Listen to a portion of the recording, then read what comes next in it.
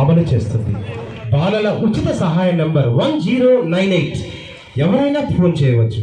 మీరు ఎక్కడైనా బాల్య వివాహాలు బాధితులను చూసినా, బాల కార్మికులను చూసినా, లైంగిక వేధింపులకు గురి కాబోతున్నటువంటి వ్యక్తులను చూసా, లేకపోతే భిక్షాటన చూసిన వారిని చూసినా, ఎటువంటి ఆధారం లేని బాలలు చూసినా, అక్రమ రవాణాకు గురి అవుతున్న వారిని చూసినా, నిర్లక్ష్యానికి గురవుతున్న వారిని చూసినా, విభిన్న ప్రతిభావంతులైన బాలల్ని, అనాథలని, పాక్షిక అనాథలను, తప్పిపోయిన బాలను, ఇంటి నుండి పారిపోయిన బాధలు, మాదక ద్రవ్య బాధితులు, సహజ విపత్తుల బాధితులు, దీర్ఘకాలిక వ్యాధులతో బాధపడుతున్న బాధితులు ఈ నంబర్ అంటే 1098కు ఫోన్ చేసి మీరు ఫిర్యాదు చేయవచ్చు.